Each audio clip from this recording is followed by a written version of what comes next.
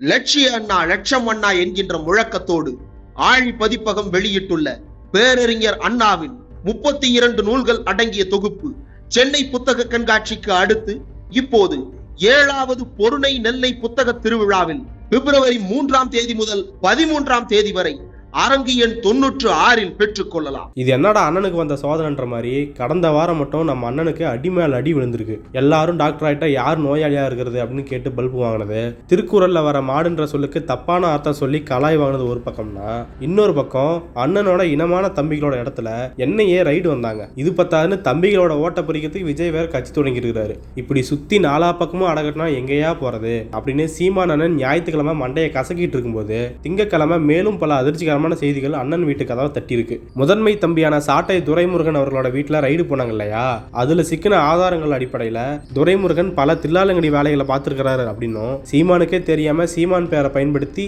ஈழத்தமிழர்கள் ஆதரவாளர்கள் கிட்ட இருந்து சாட்டை துரைமுருகன் பணம் வாங்கியிருக்காரு அப்படின்னும் நாம் தமிழர் கட்சியை ரெண்டா உடைச்சி தனி அமைப்பை உருவாக்க போற முயற்சியில சாட்டை துரைமுருகன் இறங்கி இருக்காரு, ஏன் கட்சியை கைப்பற்ற முயற்சி பண்ணிருக்காரு, இதெல்லாம் என்ஐஏவோட சோதனையில அம்பலமாயிருக்கு அப்படின்னு இது தொடர்பா தினகரன் நாளிதழ்லையும் தினமலர்லையும் செய்திகள் வந்திருக்கு. இதெல்லாம் எந்த அளவுக்கு உண்மைன்னு தெரியல. இதெல்லாம் என்னையே உறுதிப்படுத்தவும் இல்லை. ஒரு யுக்தியின் அடிப்படையில் இதெல்லாம் சொல்லப்பட்டிருக்கு அப்படின்னு எடுத்துக்கலாமே தவிர இது கன்ஃபார்ம்டு நியூஸ் கிடையாது. ஆனா இதெல்லாம் அண்ணாவுக்கும் தம்பிக்கும் இடையே ஒரு புகைச்சலை உண்டு பண்ணலாம் அப்படின்னு சொல்லிட்டு இருக்காங்க. இன்னொரு பக்கம் இந்த மாதிரியான கருத்தை தொடர்ந்து சொல்லிக்கிட்டே இருக்காங்களே, இது தொடர்ந்து பரப்பிக்கிட்டே இருக்காங்களே அப்படின்னு இதை பத்தி கொஞ்சம் விரிவா யோசிக்கும் போது சில விஷயங்கள் நம்மளால புரிஞ்சிக்க முடியுது. அண்மையில ஆடியோ விவகாரம், கட்சி தலைமை பத்தி பேசினது, கைல்விழி அவர்கள் கட்சி வேலைகளை ஈடுபடுறதுல விமர்சிக்கிறது அப்படின்னு கொஞ்ச காலமாவே சீமானுக்கும் துரைமுருகனுக்கும் நடுவுல ஒரு பிணக்கு இருக்கதான் செஞ்சது. ஆனா இப்போ கட்சிக்குள்ள இவங்க 2 பேருக்கும் நடுவுல இருக்கிற முட்டல் போக்குக்கு இது மட்டுமே காரணம் கிடையாது. இதுக்கு பின்னாடி ஒரு பெரிய கதை இருக்கு. பொதுவா தேர்தல் சமயங்கள்ல வேட்பாளர்களை நிறுத்துறதுல சீமான் பெரிய வேலைகளை பண்ணுவாரு. பெரிய வேலைனா ரொம்ப பெரிய வேலைலாம் கிடையாது, ஓட்டை எப்படி பிரிக்கலாம் அப்படின்னு பாப்பாரு. குறிப்பா திமுகவை திட்டி எல்லாத்தையும் பேச வைப்பாரு. சித்தப்பாவுக்கு எங்கேயும் வலிக்க கூடாது அப்படின்னு எங்கெல்லாம் அதிமுக சார்பில் ஸ்ட்ராங்கான வேட்பாளர்களை நிறுத்துறாங்களோ அங்கெல்லாம் நாம் தமிழர் சார்பில் பேருக்கு வேட்பாளர்கள் நிறுத்துறது. அதே சமயம் திமுக எங்கேயாவது அந்தந்த நிலத்துக்கு ஏற்ற மாதிரி வேட்பாளர்களை நிறுத்தினா அங்க மட்டும் வீரியமா திமுகவை தாக்கி பிரச்சாரம் பண்ணி திட்டி பேசுறதுன்னு அண்ணனோட வித்தைகள் பல விதமா இருந்திருக்கு. முக்கியமா தேர்தல் சமயத்துல அதிமுகவை திட்ட வேணாம் அப்படின்னு தம்பிகளுக்கு ஆர்டர் போடுவாராம் அண்ணன். இதையெல்லாம் நாம சொல்லல, நாம் தமிழர்ல இருந்து வெளியே வந்த ராஜீவ்காந்தி, கல்யாண சுந்தரம் போன்ற முன்னாள் நாத்தக உறுப்பினர்கள் பேசினதை வச்சுதான் இதை நாம புரிஞ்சிக்க முடியுது. ஆக இப்படி வழக்கமா அதிமுகவையும் அதோட கூட்டணியில் இருக்கிற பாஜகவையும் சீண்டி பார்க்காம சாஃப்டா டீல் பண்ணிட்டு இருக்கும்போது இப்போ இந்த தேர்தலில் அதிமுகவும் பாஜகவும் பிரிஞ்சிட்டாங்க. அதனாலதான் சண்டையே வெடிச்சது. இந்த தேர்தலில் நம்ம சித்தப்பா எடப்பாடியாருக்கு சப்போர்ட்டா வேலை பார்க்கலாம் அப்படின்னு அண்ணன் சீமான் சொல்ல, தம்பி சாட்டை துரைமுருகனும் பாஜகவுக்கு வேலை பார்க்கலாம் அப்படின்னு ஒரு சைடு எடுத்திருக்காரு. என்னங்க துரைமுருகன் மேலேயே இப்படி அபாண்டமா பழி தூக்கி போட்டீங்களே அப்படின்னு நீங்க கேட்கலாம். ஆனா ரொம்ப தூரமெல்லாம் போக தேவையில்ல.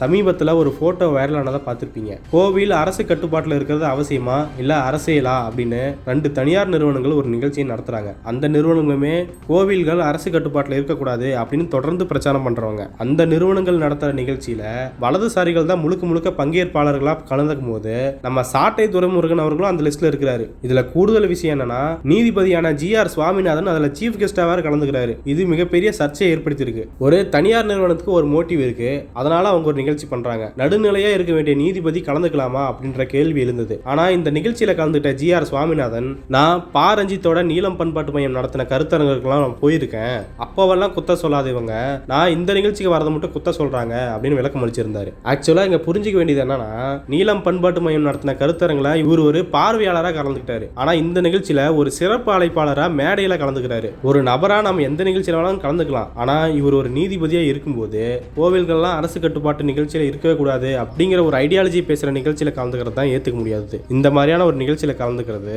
மதுரை நீதிமன்றத்துல கோவில் சார்பா ஒரு கேஸ் வருதுன்னு வச்சுக்கோங்களேன். இவரு நடுநிலையா தான் பதிலளிப்பாரா, உண்மையை தான் சொல்லுவாரா அப்படிங்கறத இவருக்கே ஒரு கேள்விக்குறையா அமைஞ்சிரும். சரி, இது ஒரு பக்கம் வச்சுக்குவோம். இப்போ சாட்டை துரைமுருகனுக்கு வருவோம். ஆக முன்னாடியே சொல்ல மாதிரி வலதுசாரிகளோட லிஸ்ட்ல நம்ம தம்பியும் போய் இணையறாரு. வலதுசாரிகள் ஐடியாலஜி பேசுற மேடையில தம்பிக்கு என்ன வேலை, ஆக கூட்டு அம்பலமாயிருச்சு பாத்தீங்களா அப்படின்னு நிறைய பேர் சொல்லிட்டு இருக்கும்போது அந்த நிகழ்ச்சியில கலந்துக்க இருக்கிற சமயத்துல தான் என்னைய ரைடு வந்திருக்குது. சரி, துரைமுருகன் தான் கிட்டத்தட்ட அவங்களோட லிஸ்ட்ல போயிட்டு இணைஞ்சிக்க போறாரு, அப்போயே என்னைய ரைடு வரணும் அப்படின்னு நம்ம யோசிச்சு பார்க்கும்போது இந்த ரைடெல்லாம் முழுக்க சாட்டை துரைமுருகன் அவர்களை பாஜகவை திமுக ஆதரவா வளைச்சு போறதுக்காக தான் அப்படின்னு தகவல்கள் வருது. அண்ணா அதிமுகவுக்கு சப்போர்ட் பண்ணா பிஜேபிக்கு சப்போர்ட் பண்றதுக்கு ஆள் கிடையாது.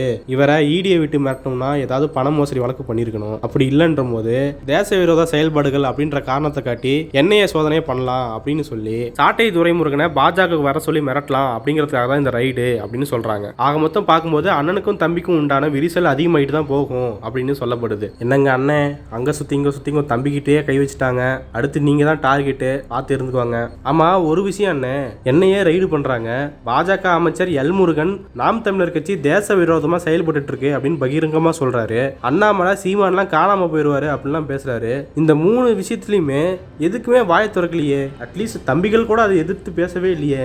ஏன்னு உங்களுக்கு ஏதாவது த்ரெட் வருதா என்ன? இதையெல்லாம் பார்க்கும்போது நம்மளுக்கு அப்படிதான் தோணுது. தேர்தல் வேற பக்கமாவே வந்துட்டு இருக்கு, ஏதாவது பார்த்து முடிவு பண்ணுங்க அண்ணே. லட்சிய அண்ணா லட்சம் அண்ணா என்கின்ற முழக்கத்தோடு ஆழி பதிப்பகம் வெளியிட்டுள்ள பேரறிஞர் அண்ணாவின் 32 நூல்கள் அடங்கிய தொகுப்பு சென்னை புத்தக கண்காட்சிக்கு அடுத்து இப்போது 7வது பொருணை நெல்லை புத்தக திருவிழாவில் பிப்ரவரி 3ஆம் தேதி முதல் 13ஆம் தேதி வரை அரங்கு எண் 96 பெற்றுக் கொள்ளலாம். மேலும் பேரறிஞர் அண்ணாவின் நூல் வரிசை வி.பி. சிங் வாழ்க்கை வரலாற்று நூலாகிய அரக்கர், ஆழி செந்தில்நாதன் எழுதிய நீங்கள் ஏன் கமால் ஹசன் இல்லை, மொழி எங்கள் உயிருக்கு நேர் மற்றும் அறிவியல் தொழில்நுட்பத்தின் அடுத்த கட்ட வளர்ச்சிகள் குறித்து பேசுகின்ற மீயறிவு என்னும் மொழிபெயர்ப்பு நூலும், உலகளாவிய உலகமயமாக்கல் பிரச்சனைகள் குறித்த கொதித்தெழு என்னும் நூல் உள்ளிட்ட புதிய வரவுகள் ஆழி பதிப்பகத்தின் அரங்கில் கிடைக்கின்றன. இடம் நெல்லை வ.உ.சி. மைதானம். நெல்லை புத்தக திருவிழா பிப்ரவரி 3 முதல் 13 வரை அரங்கு எண் 96.